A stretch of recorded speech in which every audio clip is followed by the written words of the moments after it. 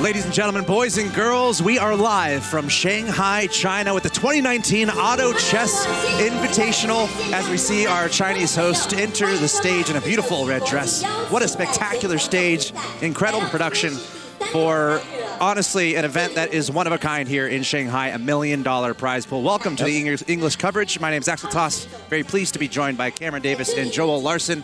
We'll be hanging out with Excoundrel and Claytano a little bit later. Guys, day 3. It all comes down to this, as they say. How are you feeling? Feeling good? Yeah, amazing. What an intro. What a spectacular show.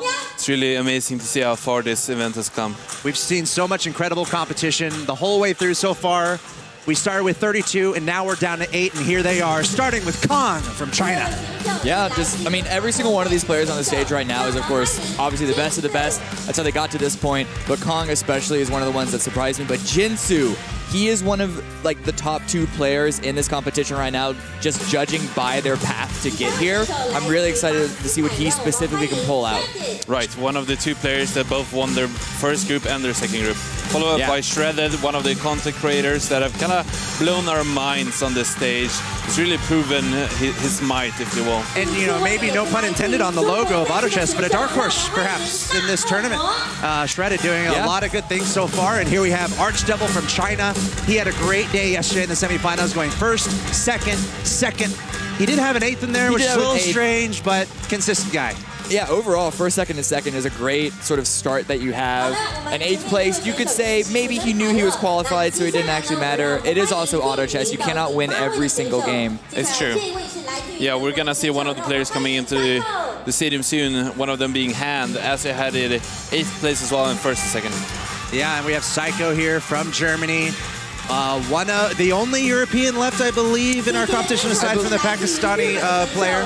Yeah, I think he coming from the European qualifiers, at least. Yeah, I think he is the only European left. Bomber in here had a very, very good showing, especially on the first day. Not so solid of a second day, but still made it to the top 8.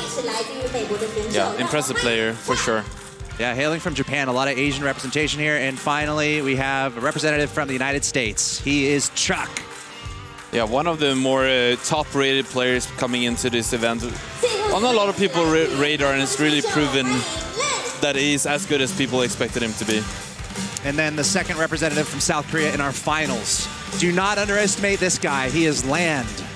Yeah, for sure. Maybe my favorite of this entire top 8 is actually one of these guys that perfected the way of coming back from a lose streak. Very impressive. Yeah. And honestly, what a moment for all these guys. You know, $1 million prize pool. We've talked about it. First place, $450,000. Joel, I actually saw you up on the stage earlier.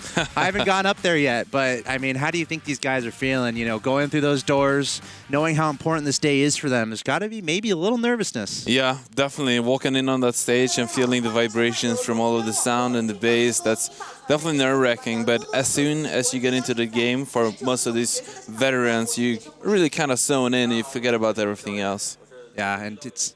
Well, yeah, and especially at this point in the competition, land jitters are absolutely a thing. A lot of the players who came in on the very first day of those 32 players, very few of them actually had competitive experience, but at this point, when you make it to this level, hopefully the nerves might have loosened at the same time, though. This is the grand final. That might only have raised the stakes for a couple of the players. These guys have never been in a position like this, where literally at the end of the day, one of these players is walking home with $450,000. So I can't imagine what these guys are going through there on the stage. Obviously, it's important. Keep your cool. Stay collected. Play your game. And I'm excited to see all that unfold today. But let's take a look at our bracket here. Again, we started with thousands competing around the world. And we came down to 32, as you can see, who played in our quarterfinals, Group A, B, C, and D. And then we whittled it down to 16 players. And then through our semifinals yesterday involving those 16 players, we are down to 8. As you can see, the progression all these guys took through the bracket. So 3-day event, a lot of auto chess being played, and now we're in the finals. What I find interesting about this bracket, though, is that Group B, of all their 4 members that went to the first semifinal, 3 of them made it to the full-on final. So I think people were saying Group B was a group of death, and they have, basically, that's been proven. For sure.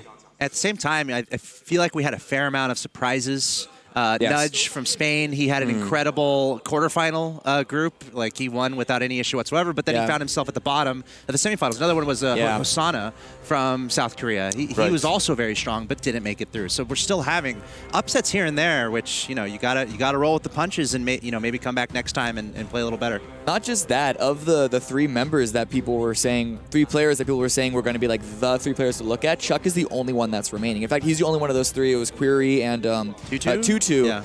Right. Neither of those 2 even made it out of groups.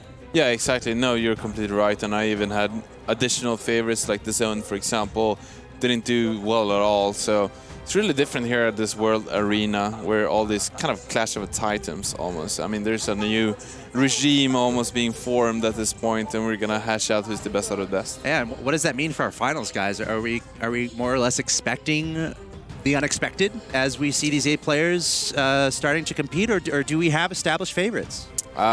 It's tough to say. I mean, there's so many super good players here. For me personally, I think Land is my favorite. Wow.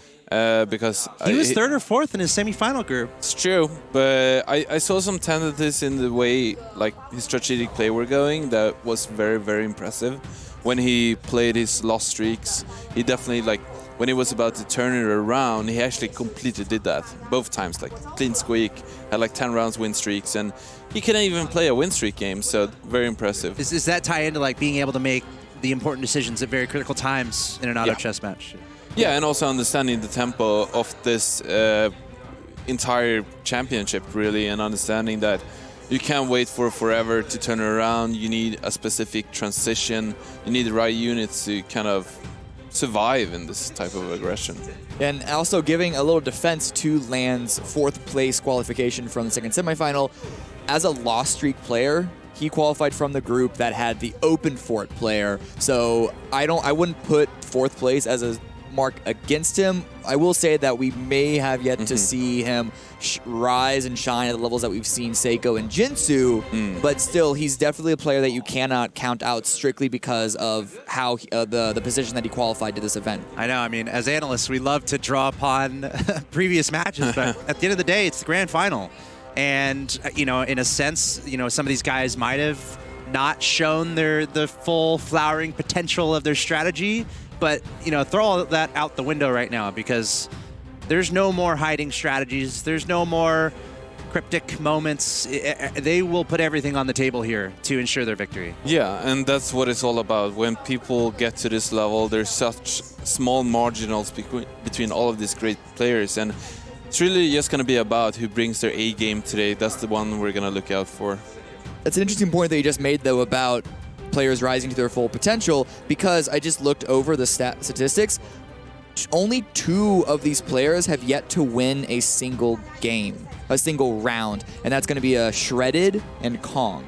Oh. And so if there's going to be a time that you need to win at least 1 game, it's here. With the best of 6, if you can get consistent top 2s, it's possible, but I really think that you need to be able to have at least 1, maybe 2 rounds of a win to secure a 1st place finish. Right. It's not all about getting into top 4 anymore. Yeah. There's really a big difference in prize money, really, from 1st to 2nd and 3rd and 4th. Yeah, I wonder if there's almost a counter argument there, because, the difference between 1st and 8th is $432,000. Yeah. So I wonder if one of these guys would almost angle for just getting top 4 and just finishing in the hundreds of thousands. If that is the mindset that people are coming into the grand final of the $1 million tournament, that is disappointing. Okay, let me hold. What about Shredded, though? Like, would he be favored to win? Like, would he favor himself to win, or would he be like, okay, I want to go for 4th? I mean, I hope that he'll try and win. I'm hoping that he's been like strat saving or just trying to play it safe until this point. Okay. Well, I'm excited to see how this unfolds. Before I throw it to you guys with the commentary, we have a short little video from this guy on the screen that you're seeing right now. He is the representative for the United States, Chuck. So when the game starts, I usually am just going to look at what pieces the other people have and try and make my decisions based off their decisions. I'm not going to try and force anything unless it really forces my hand. Well, he's nothing's forcing his hand, but he is going to go start with a knight combo, maybe leaning into a Glacial Knight. It's only round 2. He's not committed to it. But still, game number 1. Cameron Davis, joined by Joel Larson here. Looking over at Shredded right now, we were just talking about him. Very under the radar, his qualification-wise. Right, yeah, Shredded is one of the invitees from the content creator side, and he's not really been one of those players that people would think would go all the way, but we can really see him from his consistent play that he's managed to make it all the way to the grand finals. So if he pulls up his best game ever, I mean, he can do it as well. And however, from the previous rounds, we've seen Shredded play very safe, in a sense. He's never gone off on a lose streak, never tried to min-max his economy too much, just trying to preserve a lot of health. And it's gotten him this far, but I'm not sure it's going to get him to top 3. So it's going to be interesting to see if he's going to go out of his comfort zone or if he's going to stay put, if you will. Actually, you say that. I did say that Shredded had yet to win a single game. He's actually has yet to even get a second-place game. He's been like 3rd and 4th, and then like 1 5th and 1 6th. So definitely a very safe player.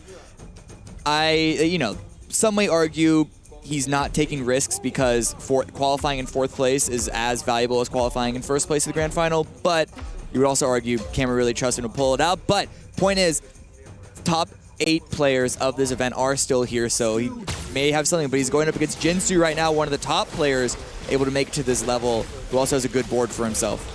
Yeah, for sure. Shredder has a pretty sweet start of 3 goblins, one of them being upgraded and one of them being Ripper.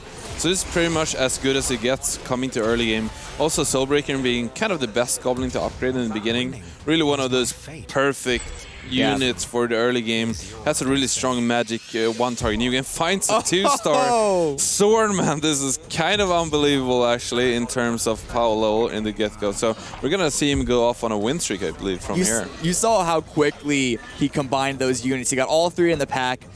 Did not waste a second before it was the full level 2 swordsman on the board. But looking over on land right now, another one of a player, unlike Shredded, who actually likes to go on lose streaks. Is this a lose streakable board? No, I think this board is definitely pretty strong, and I'm not sure he's preferring to go into lose streaks, but he's really good at it when it actually happens. I think he has a very versatile kind of toolbox, if you will, but going against a Taboo Witcher who shuts down those Phantom Queens it's not going to go. And also millions of 2-stars. Yeah, 3 2-stars. You said it was a winnable board right before Seiko's board showed up, so it can't fault you for that. But still, we may see him go into a lose streak. We may see him try and turn it around depending on what his pack gets. But Seiko's board, looks very, very strong. There are no synergies outside of the Witcher synergy, which is free. But it's just a bunch of level 2s, and that's really all that you need in the early game.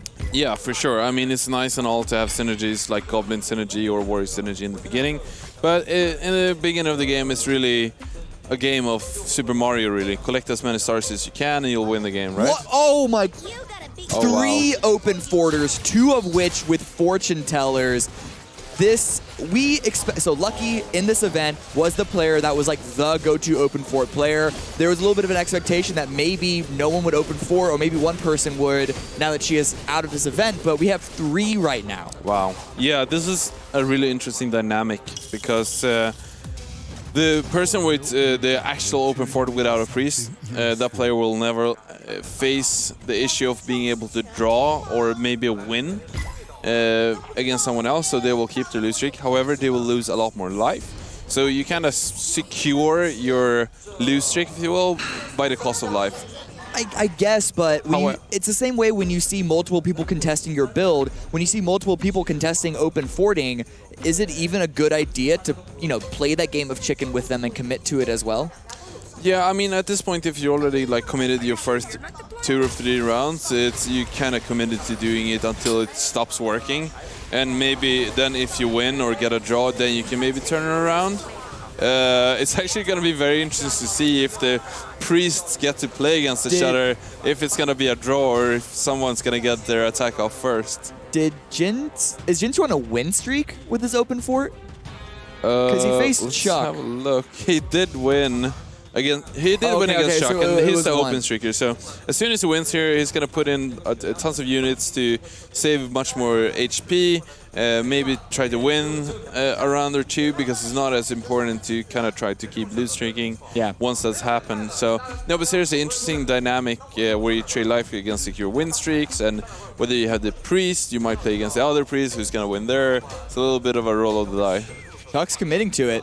Chuck's committing to it right now, and he has a good sideboard to maybe lean himself into Glacial Knights once he drops out of that lose streak. Right. Yeah, we can see Chuck both using Glacial Knights and Feathered Hunters on his sideboard here, as those are the two premier strategies you want to lose streak with. And it kind of makes sense, because both units does need a ton of early game units, but they're both pretty weak in the early game, right? But you have to get him at those earlier levels, as those are the levels where you have a higher percentage chance to actually find them.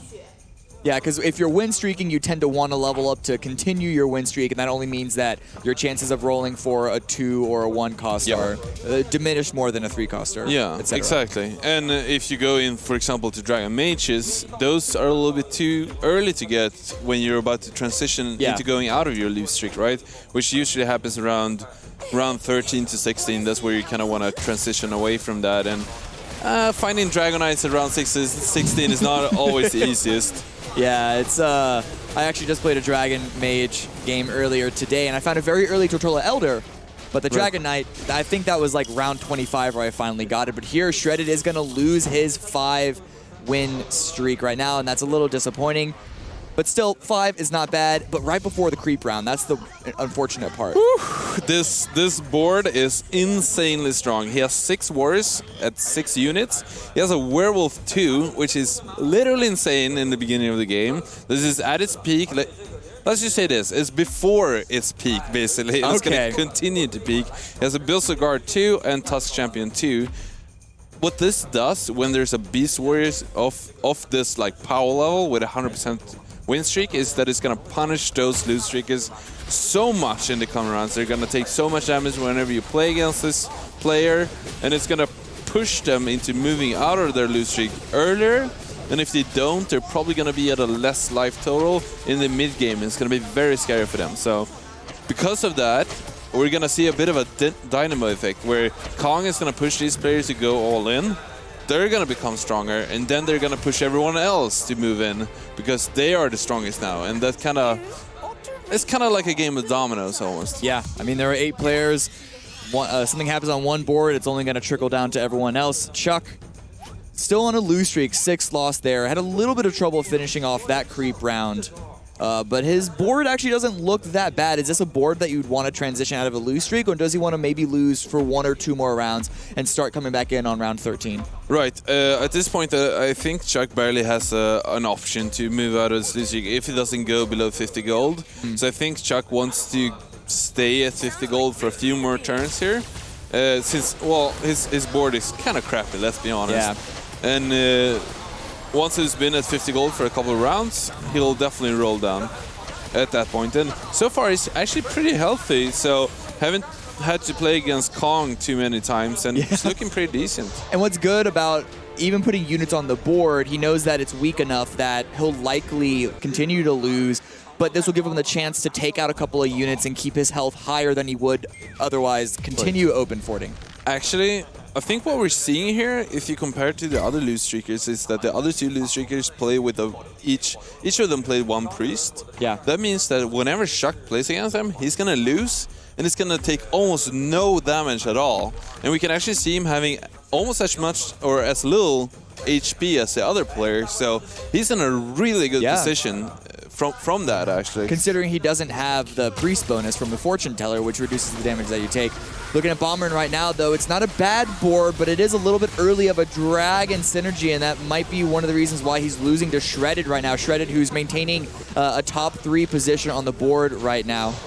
Right, yeah, Shredded is one of those players that we saw earlier, had a pretty strong start, and this is a kind of typical strategy, I think, from Shredder, where he actually likes to level up 2-cost units, even though he may be not going to use them in the late game. We can see a 2-star Ripper, for example, and a 2-star Swordsman, which is a little bit better to transition into other strategies with.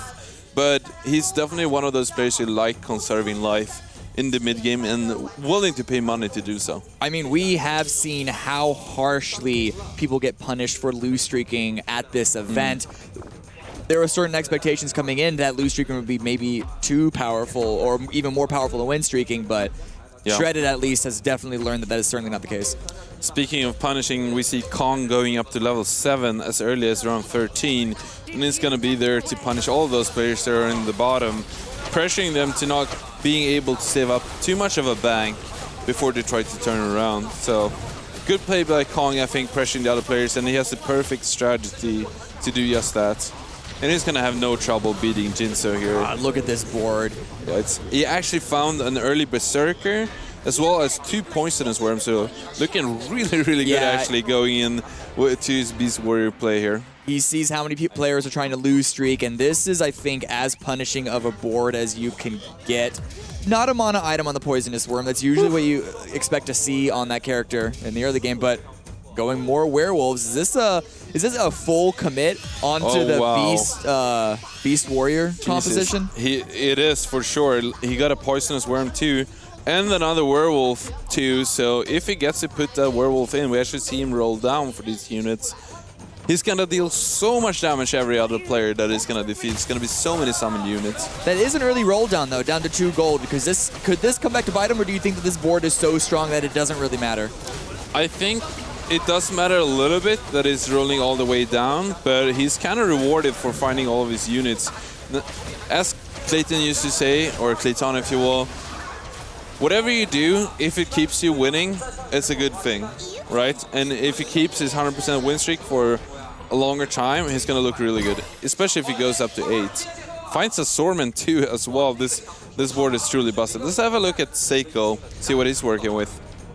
Okay, it's a lot of goblins still on round 15. He has a lot in his sideboard too. Is this going to be a goblin gamble play? We've only seen that happen once and it wasn't very successful, but I honestly can't think of any other synergy that this board would transition into. Yeah, no, I think you're right. I think we're seeing a goblin gamble here, and especially something that's typical of a goblin strategy when you go into goblin gamble is when they've leveled up their Ripper into 2-star. That's where we really have invested into a certain goblin unit and trying to move into finding a Venomancer maybe, or hopefully a Devastator also in late game. Because he doesn't really have another front line. He hasn't gotten those early warriors. He doesn't have any mages to speak of really, nor does he have any dragons. So I think Seiko is pretty much committed at this point. Spent a lot of money, it looks like, on experience as well. But he has a lot of units, even if they are low cost. So he's trying to get, despite the I guess, what? Actually, let me ask you this: why is that? Why has he spent so much money on experience, considering that so many goblin units are on the lower tiered side? Well, I mean, most of these goblins are actually really cheap, right? Yeah. So he's gonna get a lot of extra money for his interest, and once he's up to 50 interest, he can definitely move into experience instead, because it's not really worth it yet to move into rolling down for goblins. You rather, especially if you're going the full goblin gamble, you need to get up to level 9 as quick as possible, because that's when you actually have the reasonable chance to find Devastator. Doesn't matter what comp you have though when you face against Kong, it's just absolute decimation on it on that end. And that's 12 points of damage, which is pretty high up at this state of the game. But speaking of just damage, Land is already down to 40. Chuck is down to 49. Jinsu is in the middle of his fight. He may be dropping lower than 50. Yeah, actually down to 48. So a couple of players already getting a little low. Yeah, Land actually playing Hunter Warriors here from a lose streak. That's a little interesting. Something we don't see often, but can definitely work. For sure. Not the strongest composition in the late game. However, it's definitely good mid-game, mid-late game, or early late game strategy. Yeah, he might actually be thinking about this. Might just be I guess a saving round for him, trying to salvage something out of this. That in games like this, like Auto Chess, there are times that you are not given the favorite, and you sometimes just have to play for 4th place instead of 1st, and that might be what Land is doing. Go for an aggressive mid-game strategy in order to save himself, even if he won't win the whole thing. Right. One of the 2 different strategies that we often see from loot streakers, actually, like we talked about previously, Glacial and Knights, and then also sometimes people go Feathered from a loot streak, but since there were so many people loot streaking, maybe it's not wanting to go into Knights also, kind of making them all worse. Let's have a look at the tab to see what everyone is going for. We see a few Knight players. I can see 2 Knight players here, so it makes a little bit of sense that they didn't want to go for that. One of the loot streakers, being Chuck, actually went for Feathered instead, which also makes sense if there's already 2 other Knight players in the lobby. Yeah, he's actually in the middle of transitioning out of the Knights and just going full Feathered, as you mentioned. It's a pretty even spread across composition. No one's really contesting too much. I don't think we saw more than 2 people on one single synergy, but Shredded going up against Bomber right now. A lot of damage on both sides. This is the part of the game where just full compositions really start to ramp up the AoE, especially that they're doing. And Shredded does stay alive once again. That's 2 rounds that he had 1 or 2 units left, but he's still in 2nd place in regards to health. Right, Shredded working in those Marine units just in time there before he got to play against a Dragon Mage player. A crucial part of keeping your units alive against those Mage players, especially your backline in Dwarf Sniper. If Sword Sniper is nuked down in the beginning of the round, there's just no way you're gonna win the round, so good on him. Chuck, we're actually seeing him roll down here a little bit, try to find his units, kind of in the transition phase, as you were saying, and hasn't found a lot of his high rolls just yet. Hasn't found that Razor Claw especially.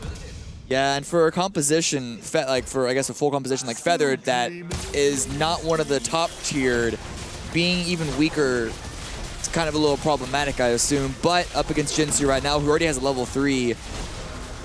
Yeah, did actually find the Razor Claw there just before the round started, so elected to roll once more and found it a little bit too late. It's gonna lose here. But with this Razor Claw, he's gonna get a ton of upgrades. And this is the spike that Chuck is looking for, I'd assume. It's gonna let him combine his Whisper Seer. It's just 1 unit away from Shining Archer. Pretty close to a 2-star Shining Assassin also.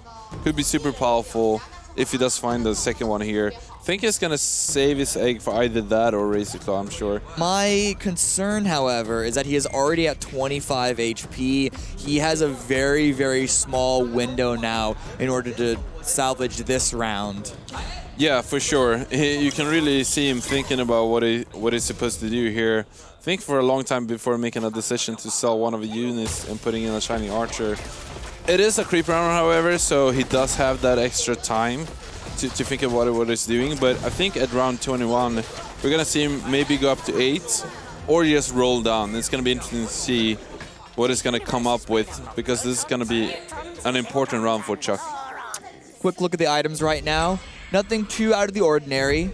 Archdevil does have some good items on his Hell Knight, it seems. Outside of that, it's pretty standard tier 1, tier 2 in terms of, like, I guess, size of items on their units. Nothing really past a Frantic Mask. Yeah, nothing super special. Good upgrades for Chuck. Yeah, for sure. He hasn't actually found a Unicorn, so he does have a multitude of Whisper Seers actually right now. We'll see if he's going to keep all of those. It seems like he's going to keep him for now. Probably going to sell one of them if he does win this round. And trying to look for that Unicorn so he could get those crucial Druid upgrades, because if you need him at some point, it's really now, because they're going to fall off after round 30 or something. Ghost Ship does come in, but I think the damage is good. The Ghost Ship almost ruined Chuck's chances here, but he does look like he's going to win this round against Land. So as you said, he might sell that Whisper Seer on the far right in order to hit that first investment breakpoint, interest breakpoint. Yeah, Shining Assassin really being the most important. He does indeed sell it, yeah. Shining Assassin being like the really important 2-star upgrade in this lineup, especially because it's one of the few units together with Wind Ranger that can actually deal with your opponent's backline. And that's important against hunters, because there's such a good composition against you with them having piercing against that evasion. Land right now, he's actually dropped all the way down to 18 HP. coming from a lose streak, hasn't been able to really turn this back into his favor and is at heavy risk right now. He does find a very early Dark Spirit, though. This could be what he needs to start winning boards and start saving his health. And up against Knights, that's a good, I guess, trial for the Dark Spirit if it wasn't immediately deleted. Well, does get his ult off, however, and does get the Siren ult off also, but that Hell Knight 3 is going to be too scary, especially with a Heaven's Gift giving everyone else a shield based on its maximum HP, and being a 3-star already, that's going to be a lot of extra health to work against. I think we saw Seiko actually finding a 3-star Ripper before, so him looking decent towards that Goblin Gamble. It's going to look for him to go up to 9 pretty soon, I'm sure. Yeah, a quick look at Seiko's board right now once, of course, the next round restarts. He does have a 3-star Ripper. He only...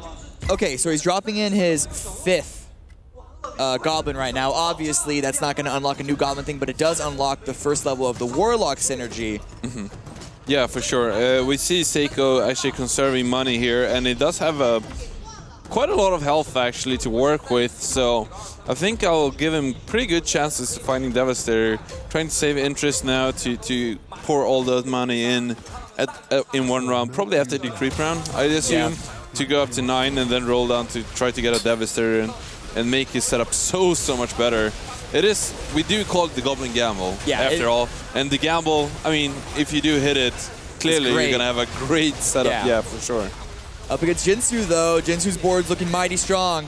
It's going to be dealing a little bit more damage to Seiko. Seiko, though, has a fair bit of health. He's got that resource to utilize, so he's not in the danger zone just yet. But Jinsu's board looking really strong, but it's a Glacial Knight board. It's hard to make that not at least all right. He's going to be winning his own board against Kong, who's still in the lead, but Beast Warrior, this is around the time that it does start to drop off. Right, no, for sure. And we actually see Dragon Knight here instead of Silverblade Knight, because there's been a lot of some other players taking the Silverblade Knights. I think even the Feathered player was taking those Silverblade Knights. And there's actually a 3-star Werewolf for Kong. Scratch whatever I was saying. This is actually an amazing unit at round 24. Those wolves get so much stronger, and they're not as easily blasted away from AoE, together with that marine buff especially. His board did fail when it attacked who we were just on, Jinsu's board, but nonetheless we're going to see it go up against Chuck this time. Chuck was able to find a number of those level 3 upgrades for his druids, and it's actually not faring too terribly, but with the werewolf transformation, more powerful units on the board might just be enough to keep his, well, he's on a lose streak, but to go back onto a win streak. I'm saying that the feathered units are starting to come alive still.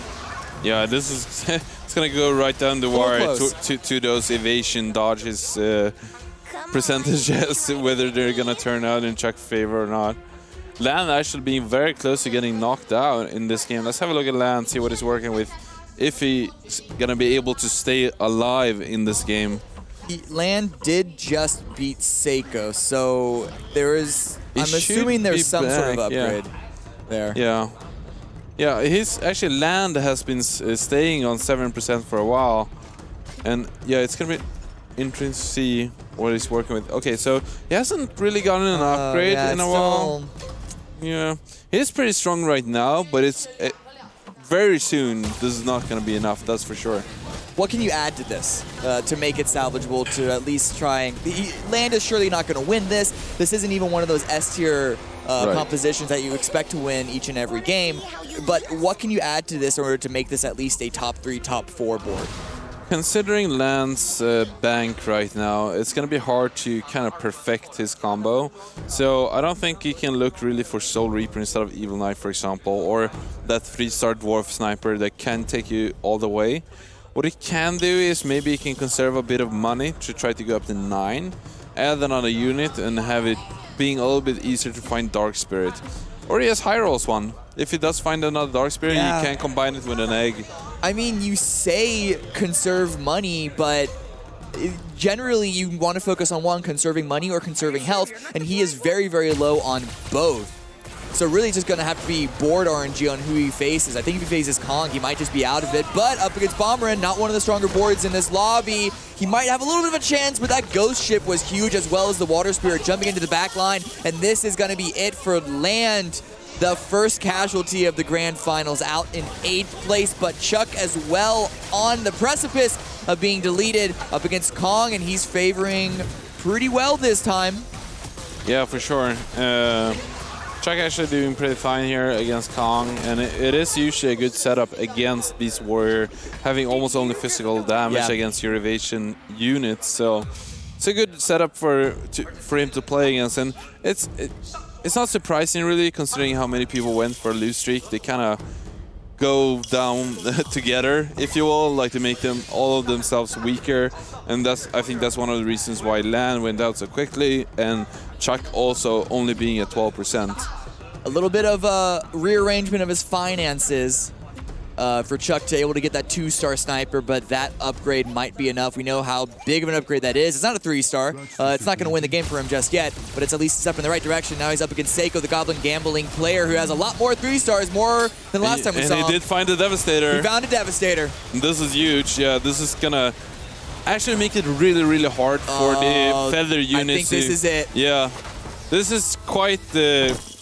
This is the best comp, I'd say, actually, when you find a Devastator against the Feather units, because Feather units almost only deals physical damage. So against the shield and regeneration, it's actually really hard to kill them. Also, they don't have a ton of DPS.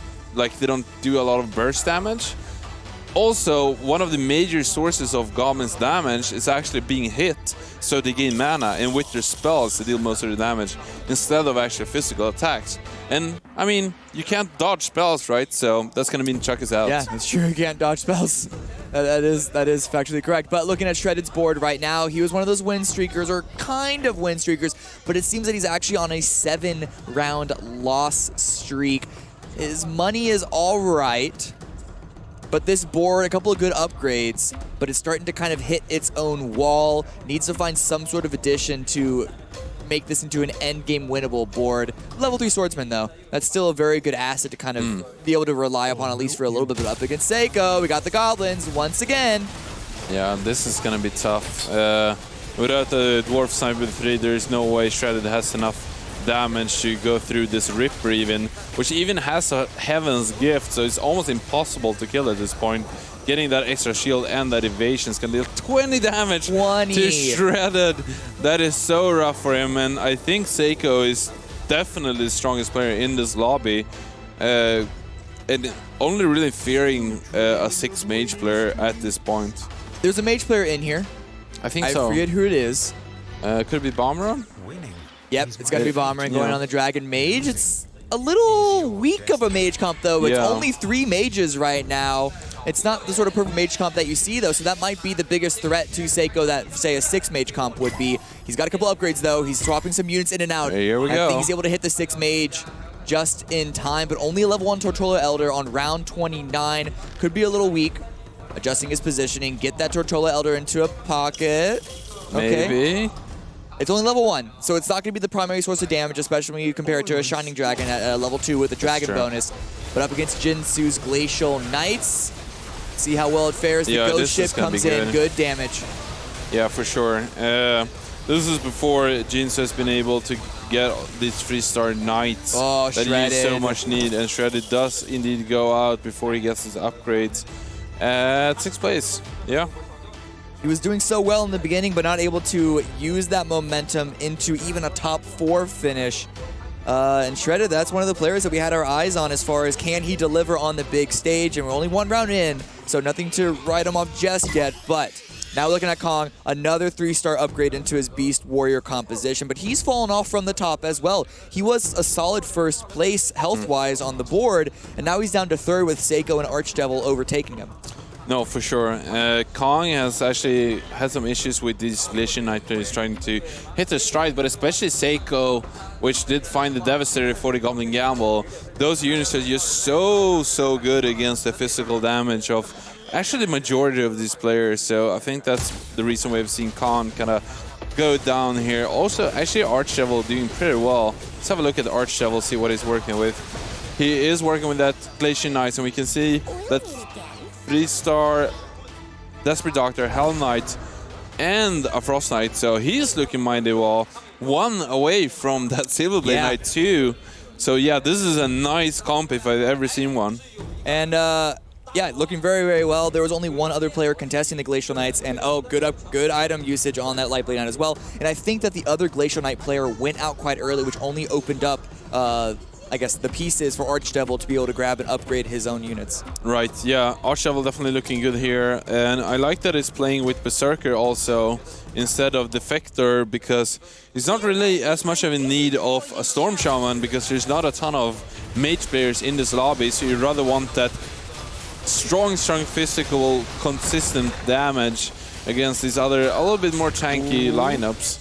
The Siren ult came in, stalled them out for a second, but we're going over to Jinsu's board right now, who's being devastated by the Devastator of Seiko, and he's gonna go. It's the Goblins are removing every single one time and time again. It's always Seiko. He is the executioner of the first round here.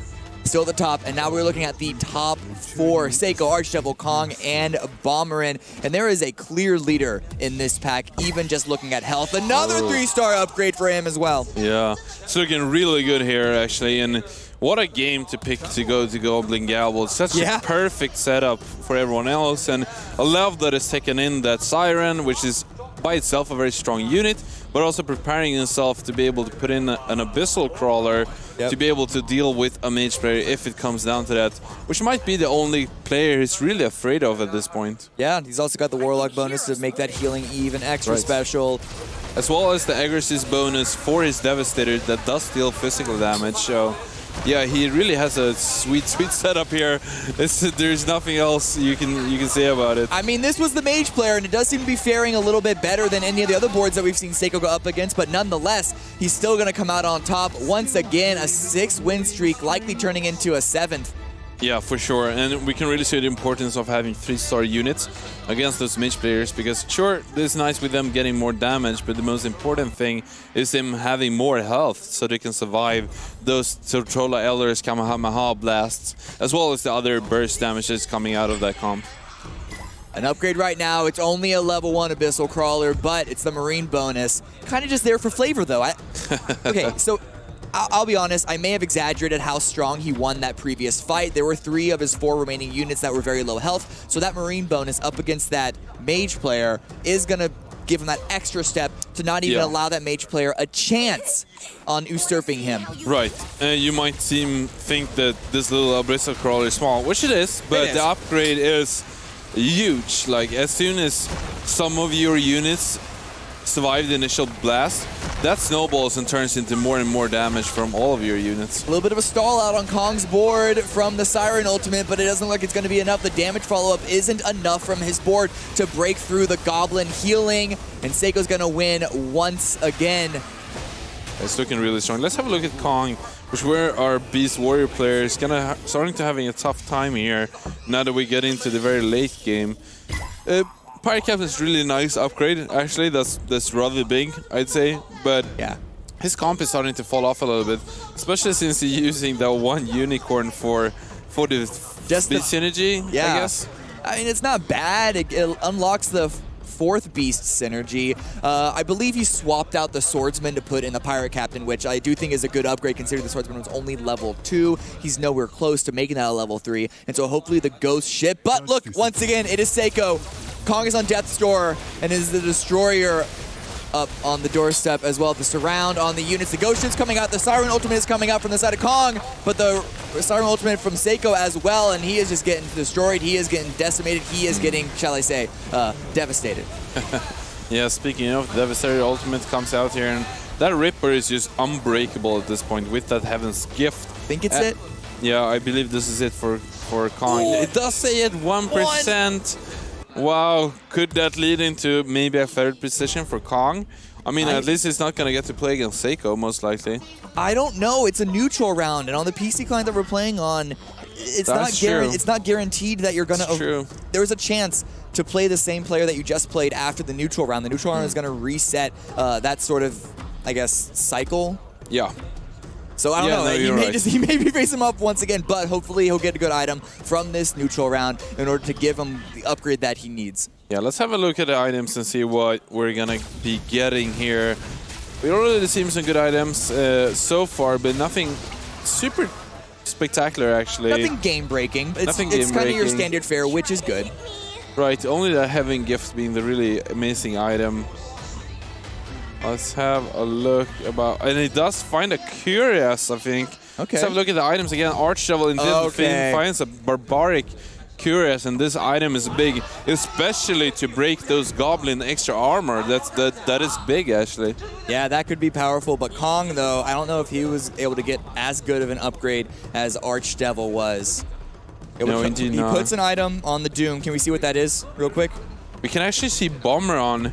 He actually tied. Okay, that's nothing. This is... Yeah. Kong's in a lot of trouble. Bomberman actually tied against the Black Dragon King. He tied against it, so he didn't actually get an item. No, but again, it is Seiko. Once again, twice in a row. This is the worst arrangement that Kong could have asked for, and in fact, it's going even worse for him this time around. I don't even think his Siren's able to get his ultimate off. The Ghost Ship does come in. Hopefully, it's a good enough stun, but nope, it's not even happening. It's even worse this time. He is going to be taking more than enough damage to be dropped out in 4th place. The leading player in this lobby for the longest time is removed in 4th. Bomberin, though, able to win his own board against Kong.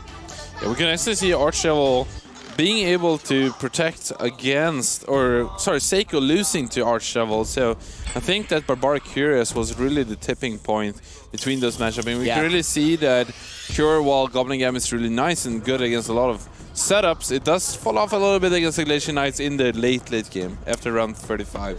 Bomberin able to get the 2-star Storm Shaman. There was no other mage comps that he's going up against, but I'm assuming that is still a good pickup for the Goblin. Right. It is good against Goblins because they do have a lot of important spells. However, it deals... I think the major reason is because it is so much damage for 6 mages. It's actually nothing to scoff at. If we look at the tab here, with the most damage being dealt, we actually see Water Spirit on the top. And did Storm Shaman get off his spell? He actually crushed Archdevil here. Didn't even get to it before all of his units died.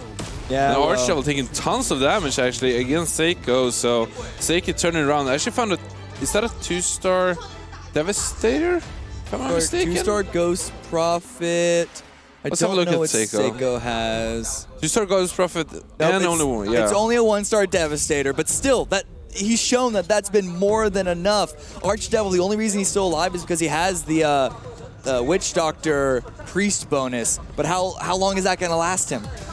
It might last him over Bomberin. I guess that's the only thing that he can hope for in 2nd place. But this Goblin Gamble is working out perfectly for Seiko. 1 Devastator away here from Devastator 2, and that Ghost Prophet at 2-star is actually a lot more powerful than the 1-star version because not only, clearly does it deal a lot more damage, but he gets his ultimate faster as well as having enough health to actually have it matter. Wow, look at crushes Archdevil. Yeah. Let's have a look at Bomberin. This is a great board for Seiko, dare I say it, and it's going to take a little bit of damage. Is enough? It is enough, and Bomberin is out in 3rd position. Wow. Archdevil, though, he's able to maintain a 2nd spot. I don't want to speak too soon, but I really think that Archdevil is going to be 2nd. I don't think there's anything he can do to go against Seiko's board. It is just way too strong. When you do get the Goblin Gamble, it puts you in a good position. But even amongst Goblin Gamble boards, this is on the higher end of that. He has played very, very well. Yes, he got a couple of good rolls in order to get that early Devastator. But still, he put himself in the position in order to capitalize on it, and he is capitalizing very, very well. Right, here we go, and we have a Devastator 2-star. And this is going to be all but too much for Archdevil, I believe. It's really going to come down to how the position is going to be. It doesn't matter. Coming down to what? It doesn't matter. Okay, so not only is it bad that the Dark Spirit got immediately penguined at the start, it's just all the AoE damage from the Venomancer, from the Devastator, from the Ripper, from everything. Here's a boom. His board is staying alive for a little bit, but there it goes. The Devastator Bomb does go off, and that's going to be it for Archdevil. Very first round is won by none other than the Goblin Gamble. Wow, amazing play from Seiko there, going for the Goblin Gamble, seeing the other players not going for too many mages, and kind of culminating his good start to being able to save enough money to go up to 9 and finally the Devastator. What a play. Yeah. Well played, Seiko. Yeah, Seiko from Germany.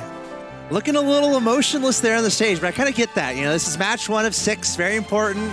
It's easy to be thrilled winning a game, but it's a long day, a long final for these guys. But what a performance there, guys. How do we kind of break that down? Because I don't think we saw too much Goblin play leading up to this point. And not only that, certainly not any Goblin play that was as successful as we just saw there. Yeah. So I think the only Goblin play we've seen so far is the only players that are already out. And they kind of were like, let's throw in a Hail Mary. I'll play some Goblins, even though it's not good for this game. Whatever. So, I mean, this was a game where we saw 3 players go with the open fort. I think Archdevil was honestly one of those, if I remember correctly, and he ended up getting second, and it worked out for him. But is that something that Seiko was looking at that influenced the Goblin player, or is that more or less what the board is giving you that really enabled him to take that path? I think he actually was able to find a higher than average number of Goblins in the early game.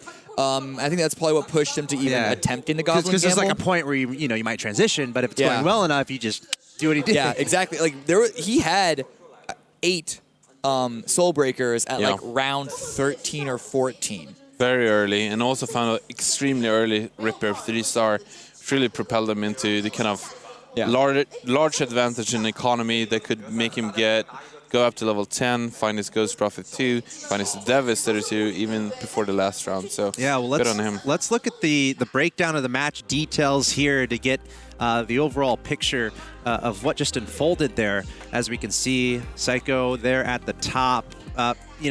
Pretty straightforward for him as far as there wasn't anyone really challenging him there at the top. Meanwhile, Kong, he had a great start, and also Shredded. Kong and Shredded in particular, I feel like they both had pretty good starts, but they ended up falling off a little bit. Archdevil, I think he came from the bottom. Any other reflections you guys have on these compositions? I mean, Land at the bottom, I know, Cameron, you're hyping him up a little bit. Or sorry, that was Joel, excuse me. You're hyping him up a little bit, didn't do as well. A little sad to see Land not do as well this round, clearly, but it's a little bit of a testament to so many people going into open fort. But one thing to take away from 3 people going open fort is the one player that went for Glacier Knights from doing open fort was the one who did the best. The other 2 players stayed away from it because Archdevil did it and went into Feathered and Hunters, and it was so much worse in comparison. So I think Glacier Knights is really the strategy to look for if you're going from open fort. Yeah.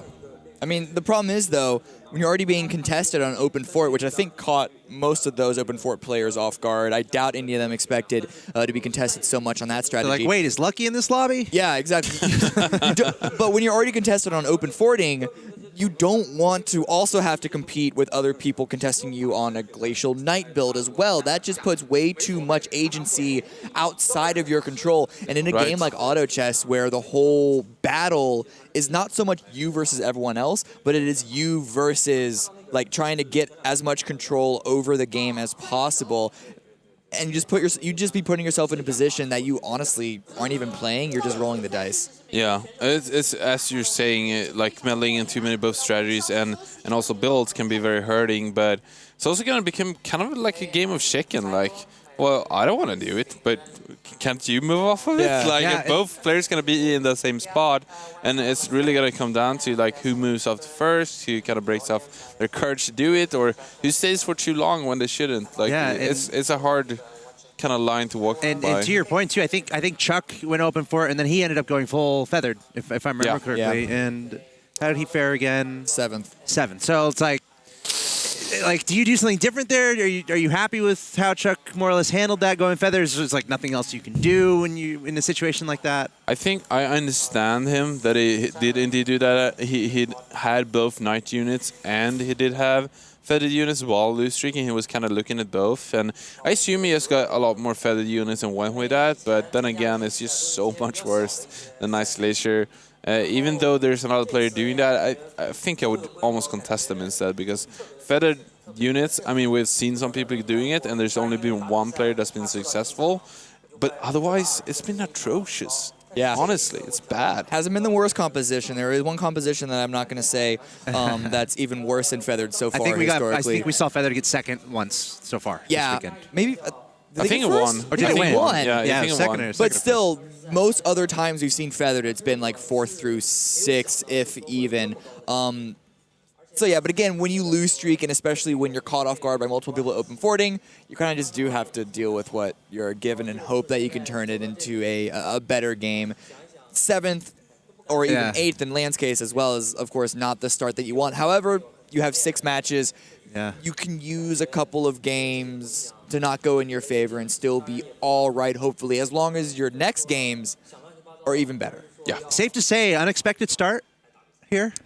I don't know. Sake Three is open quite the forts, powerhouse. Goblin Gamble winning. Okay, Goblin Gamble is quite the surprise. All right. It wasn't. I don't think it was terribly unusual. No. But it wasn't more of the same, and that's what's exciting. I love it. Especially game 1, $1 million day today is giving away a lot of money, and just I love all the strategies we're seeing across the board. So we'll see how that continues as game 1 concludes. Let's go ahead and take a look at a video of Shredded from Pakistan.